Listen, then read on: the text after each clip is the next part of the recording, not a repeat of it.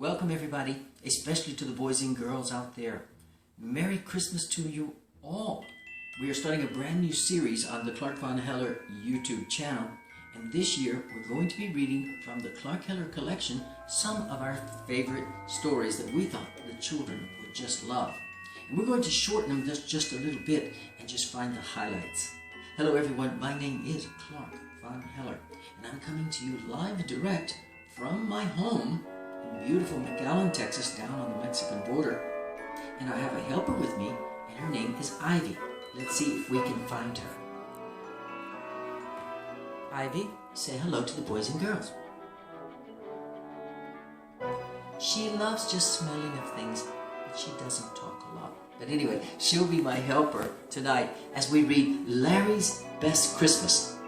Now, if you have this book, it's on page 102 of the ClarkvonHeller collection. I hope that you can enjoy this too. And if you're not able to read yet, that's fine. Just listen. The weather was a bit cooler than usual. The Mexican palms swayed to a northerly breeze now, and the stations were already playing the beautiful carols of Christmas. Jingle bells, jingle all the way. Oh, what fun, etc. The highways were congested with winter Texans as usual this time of year, because we live way down on the Mexican border, and that's where this story takes place. All right, children, said Miss Garcia.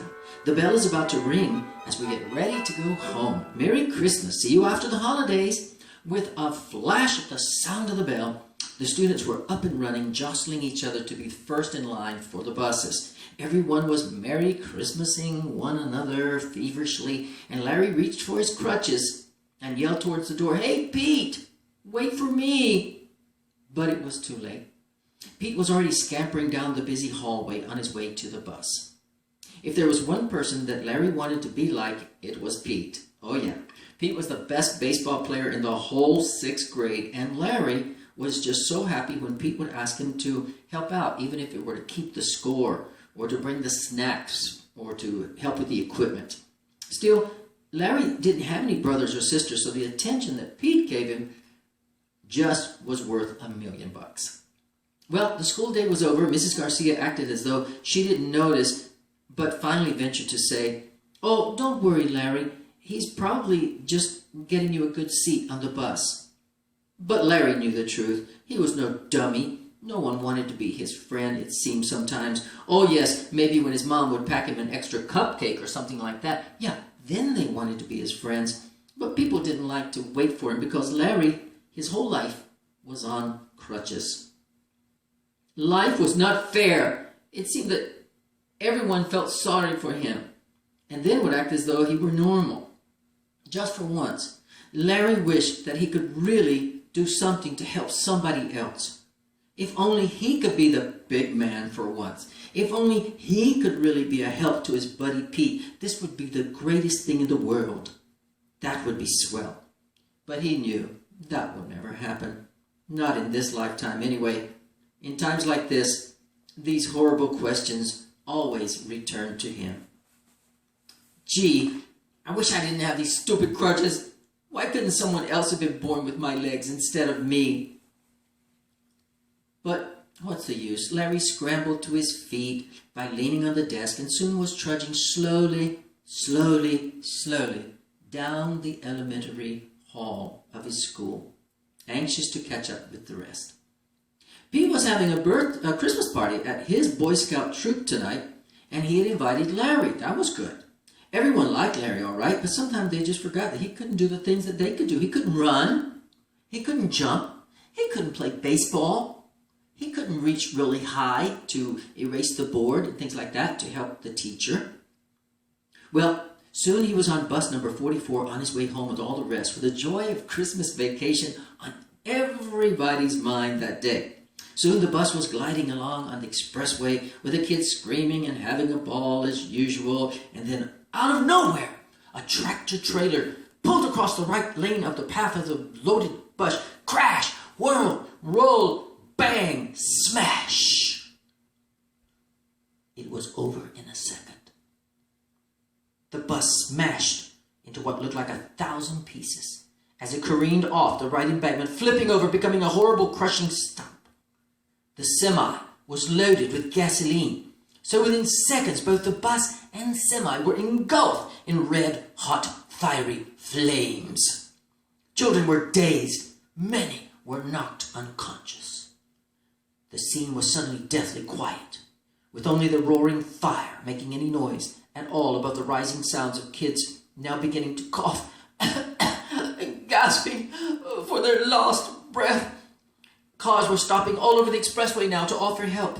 Larry had covered his face when he saw what was going to happen, and slowly he uncovered his eyes. He realized that he was lying on his side under several broken seat buses. Several students near him were barely conscious, moaning in shock and pain. Blood was everywhere. It was awful. It was so awful. Ugh. Through a thick blackening cloud of smoke in the front, he could barely make out the mangled mass of bodies thrown out of the windows and smushed like tortillas. Twisted arms here, twisted legs there. But then he noticed something else. He didn't feel any pain. How could that be? But without taking time to think, Larry went to work. Yes, he set quickly, pulling out a little fourth grader who was trapped under the seat. She was conscious, but bleeding from the forehead. He managed to pull her to safety and then turned instinctively around to help the others. He was like a commanding general on a mission of mercy. Nothing could stop him. Pete caught under a large section. To his left, he noticed someone calling for help and turned, and he saw that his buddy Pete, yes, his buddy Pete, remember, was under a large section of jagged broken glass. Then Pete looked straight at Larry and said, "Larry, get me out of here! Help me, Larry!" yelled Pete, as he realized that in another second the flames would kill him. Larry grabbed him, lifted him up on his side, and quickly pulled him to safety, shielding Pete with his own body, paying no attention to any pain or burning from the fire and the smoke. The firefighters were now on the scene, and they were busy putting out the blaze, which they did. But Larry had no time to think about this, only that his friends needed him. Suddenly it dawned on him as he turned to glance back at a medic wrapping the bandages around Pete's head. Whoa! What is this? I'm walking. I'm standing up. There's no crutches. For the first time in his entire life, he didn't need his crutches anymore. Was this possible? Was this some kind of a terrible nightmare, he thought? He suddenly realized that no one was looking at him. Reaching over to one of the firefighters, he tugged at his heavy yellow coat. But the man just seemed irritated and looked right through him as if Larry was not even there. So he turned to one of the ambulance drivers and said, "Sir, am I hurt? Am I hurt? Could you look at me for a second?" The ambulance driver never even paused, but just kept walking as if he didn't notice him either. "Don't you even see me?" questioned Larry in vain. And now he began to cry as he sat down on the grass. Something was wrong. However, nobody seemed to notice. It was very strange. Right, Ivy? She's taking another nap.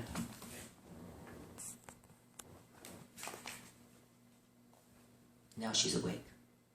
Ivy, the bus had crashed, and Larry, for the first time, was helping other people. Remember, that's what he wanted. Do you understand? She's taking another nap. Ivy! Do you understand what's taking place? Ivy! I'm not sure. Let's continue now with our story. The scars. Larry pulled up his charred pants just enough to look at his operation scars. They were gone. That's impossible. What's happening? Then before he knew it, he heard his name called out. What a relief. For a moment there, he thought he was dead or something. Wow. Now he felt so much better.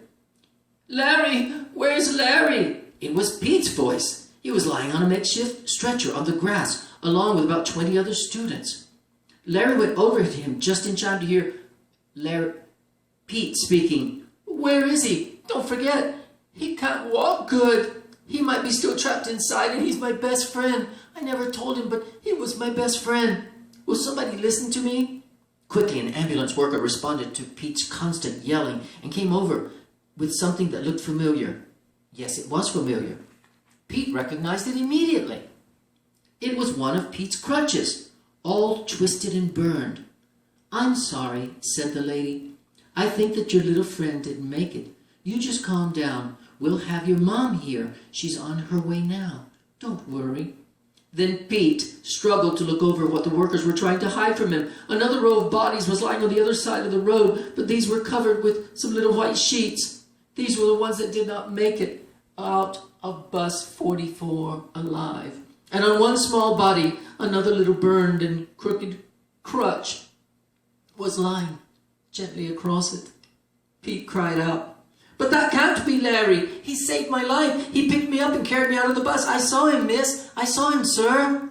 I really saw him walking. He's my best friend, you know. My best friend in the whole world. He saved a lot of people out of the bus just a few minutes ago. I saw it with my own eyes."